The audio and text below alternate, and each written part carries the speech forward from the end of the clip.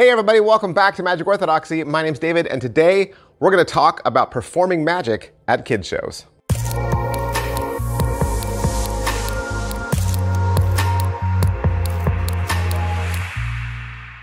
All right, kids magic. We're talking about kids magic. I get a lot of comments down below from y'all that say things like, would this work at a kids show? Or can you put together a list of good kids show magic tricks? And I heard you, and been working on it for a while. Hadn't put it out because I wanted to give you a really good video. And personally, I do not do kid shows. I've done one in my entire life, one, and I was not ready. And it went horribly. In fact, I don't know how many people could ever say, oh yeah, my first kid show went great. if that's you, my hat's off to you. But my first kid show and my last kid show went horribly wrong. So I do have a lot of experience working with kids. I work as a community teacher at the elementary school next door. Of course, I've taught Vacation Bible School, Sunday school. I've taught youth group. So I do have a lot of experience with kids, but I wanted to make sure that I could make a video that was going to help you, give you some ideas, but then also some tips. Because I think aside from just giving you this long list of tricks, which I'm going to do, I felt like advice would maybe be better. Because I think a lot of us, when we want to tip our hat and say, I'm gonna get into kids magic, right? You're gonna put your toe in the water and say, all right, this is how I'm gonna start. I'm gonna start my career doing kids magic. I want to give you some advice. First of all is, if you don't like kids, don't do kids magic shows. Like, you've got to like kids. You have to love kids, all right? You do. And I think it might be a distraction if kids annoy you. If you are constantly thinking about how loud kids are or how kids ask dumb questions, maybe this isn't for you. You really have to love kids. In his latest book, How Magicians Think, Joshua J. talks about how kids are really your toughest audience. You might think it's drunk people, you might think it's skeptics, but children are the toughest audience because they don't yet know enough about the world to be impressed with sleight of hand. Like, if you think you're gonna go in there and like Jason LeDanny them and like, hey, look, I found the 4 aces. They don't care. You could show them all the greatest sleights in the world. They don't care. They wanna be entertained. You're gonna walk in there and you need to be an entertainer, okay? You're an entertainer first before anything else. That means you're gonna tell funny stories. That means you're gonna have kids come up and help you. They're gonna be a helper a lot, okay? You need to do that. You need to do tricks where it goes wrong. Like, they love self-deprecating. They love laughing at you as well as with you. So bottom line, you need to be fun first. You need to be engaging first. You need to be magical second, okay? So here's my top 10 lists. I'm gonna give you my top 10 list for performing at the kid shows. Number 1, control your audience. Yep. You gotta learn how to control your audience. Don't think that, oh, the adults will help. The adults that are at the party, they'll help keep the kids quiet. They are just gonna sit there and stare at you, or they're gonna be in the kitchen or somewhere else doing something, and you're gonna be left staring at all of them by yourself. So you need to learn words like crisscross applesauce. You need to learn words like put a bubble in your mouth. They know what those words mean. And you'll have to be creatively forceful to control your audience. Second, you need to make contact with as many kids as possible. No kid wants to be left out, and every kid wants to participate. And when you got maybe a room of 15, 18 kids, you might not know, okay, how do I allow every kid to participate? I don't know, give every kid a balloon and have them blow it up with you. They need to all feel like they were a part of the show. It would really, it would really suck if you, in a group of 15, you had half come up on stage and the other half got ignored.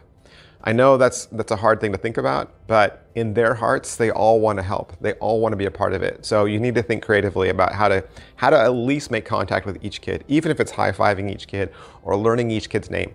You got to be energetic. You do.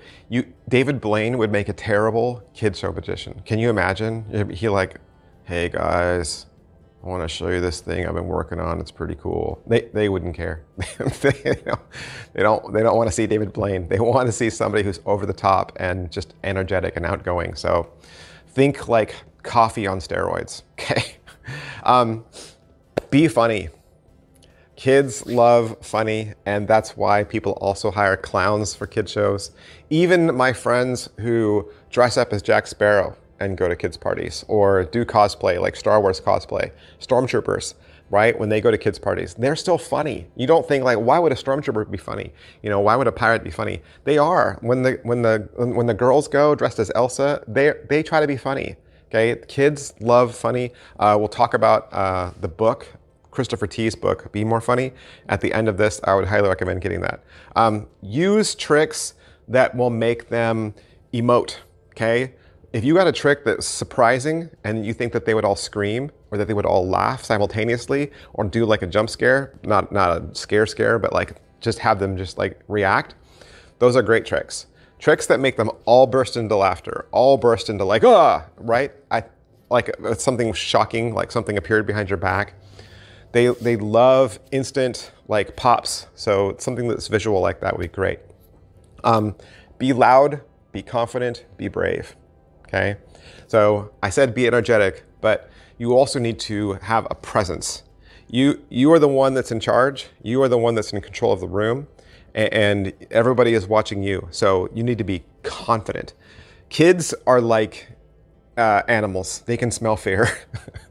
And if you're timid and afraid, they will pick up on that. Your audience will always read your emotions, and they'll piggyback off of it. And secretly, your audience always wants you to succeed. They do. So just be confident. Know that they hired you to do this, and just be brave, and you'll do great. Number 7, sleight of hand comes second. That's what I was saying earlier. Don't think that you're going to do all this sleight of hand stuff, and don't also think that, oh, I really got to work on this vanish because I might flash. You know what? A lot of that might just sail right by kids. So cover your sleight of hand second. Think about the act and what you're going to do and the jokes you're going to tell first. The interaction that you're going to do with kids. You need to picture it all from beginning to end as kind of like a thematic set first, and then start to work on the minutia and the details second, okay? Number 8, be prepared to be heckled. All right? Just like a comedian has responses ready to go if they're heckled, you know? You need to be ready for a kid to like raise their hand and interject. And to say, not right now, I'm not taking questions. That doesn't always work. You can't keep putting that kid off, okay? It's better just to address his question and then like use it or incorporate it into the act. And then it might encourage more kids to ask questions. I'm just saying, be prepared that kids are gonna say things like, oh, they're gonna say all the things that are on their head. Okay, if it pops in their head, they're gonna say it out loud. They're not gonna be like, oh, I shouldn't spoil the trick. They're gonna say like, oh, it's a mirror, oh, it's magnets, right? They're gonna shout it out. So just be prepared that you need to have some funny, witty way of like dousing questions and dousing heckling, right? Okay. And then also I would say number 9, be prepared for the unexpected to happen. No 2 shows will ever be the same because all your volunteers will be completely different. You'll have high energy volunteers, you'll have low energy volunteers, you'll have kids that don't pay attention to directions and mess things up. So just be prepared that your show will not go the way you expect, okay? And number 10, no danger acts. No danger acts. Please do not do anything with color-changing knives. Don't do anything with fire, no flash paper. Don't do anything that the kids would emulate, where they're gonna light something on fire or get out a knife or something like that. Like, oh, I saw the magician do a knife act. I saw the magician, poke a needle through his arm. Don't do any danger acts. Don't do anything that the kids might copy later, okay? So I hope I conveyed that it's more about the show and less about the magic, okay? Because we are gonna head into a big list of tricks, but a bunch of tricks just strung together, that is not a kid show. okay? And you might be surprised at how little tricks are in a kid show. A magician isn't always going to do like 10, right? They might have 5 or 6 big pieces with a bunch of little like fun things in between where there's audience participation and just laughter, okay? You're going to entertain, and part of the entertainment is magic. But just a long list of tricks put together, that's not a show. All right, so the tricks. You want to get to the tricks. I don't have these in a top 10 list or any order. I've kind of grouped some titles together that are similar effects. And I'm also not going to spend a whole bunch of time talking about what each trick does and describing it, because we'd be here all day. The easy thing for you to do is to say, oh, I have that trick, or I know that trick. Then you go, okay, I could put that in my act. Or you could just search it, right? Search it on Penguin, search it on your favorite magic store, take this list to your favorite magic brick and mortar house and ask, okay, what are these tricks? And start looking them up and then asking yourself if this works for you, okay? All right, so here are the best tricks for kids show parties. Multiplying bottles. This is a larger trick, right? This gets done on stage. And sometimes it's done with wine bottles. You probably wouldn't use alcohol, but if there's some multiplying bottle tricks out there that work for kid shows, I would recommend that. Color changing silk is fun and colorful, or along that same line, acrobatic silks, or if you have comedy blendo, or you have the mismade silk, any of those would be great. Kids also love puppets, any puppet, a rabbit in a hat puppet, a puppet that you've named, a puppet that's funny and smart and you're the silly one. So kids love puppets. There's a whole bunch of rabbit tricks like hippity hop rabbits. There's Fraidy Cat Rabbit and Run Rabbit Run. All of those have been used at kids shows. Egg bag is something I see a lot at kids shows. This is a great trick. Miser's Dream.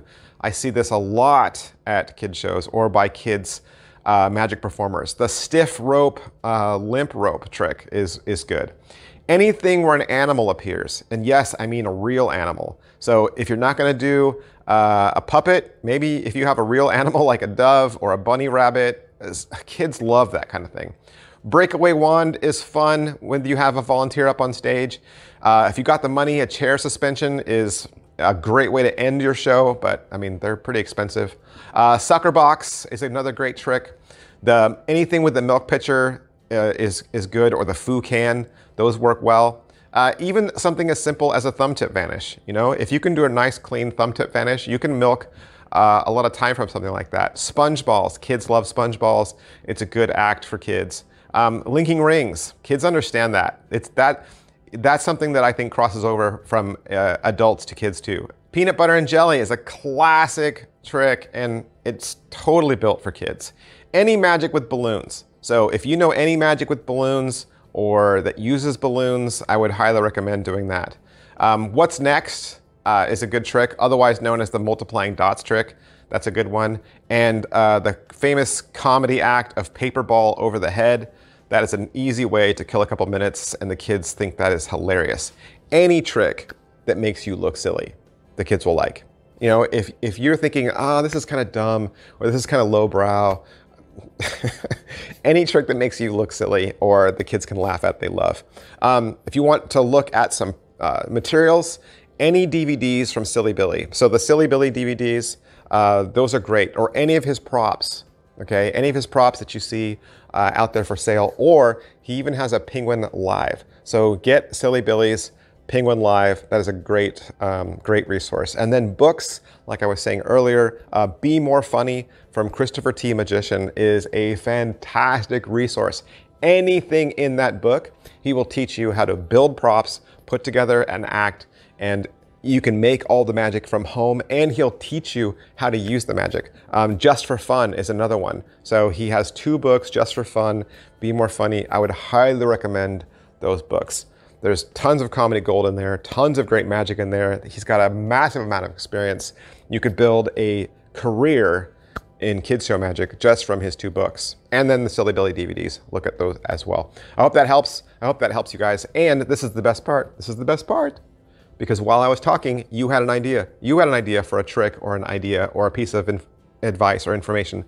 Post it below and help everybody else out. The conversation does not end with this video. The conversation continues on with you because you have a voice and you probably have experience with kids show magic that I don't have. So post that below. Post your advice below, post your trick ideas below, and contribute to the conversation. Thanks guys, I'll see you next time, bye. Hey, can I have just a few more minutes of your time, please? I've got something important that I really want to talk to you about. Normally at the end of these videos, I use this space to promote myself, right? I tell you to subscribe to my channel, or I tell you to become a member of my channel, or I try to sell you a t-shirt, or I ask you to join the member section. And lately, I've just been feeling it on my heart that I want to use this space to promote another magician and to ask you to support his channel. So Daniel Madison, I'm sure you know, he is just an incredible magician, an amazing card mechanic. He's been producing magic, teaching us all magic, putting out high quality cards and merchandise for a really long time. He has an incredible YouTube channel. It's absolutely incredible. I don't know if you've visited lately. He does really fun little shorts, beautiful editing, great shots, amazing music. His most recent video was a magic tutorial. He teaches you the snap change. He spends 30 minutes. It is a 30-minute masterclass on the snap change, and it's free. Out of all the magic channels that are out there, whether they're reviewers or performers or teachers, Daniel Madison deserves to be in everyone's top 3.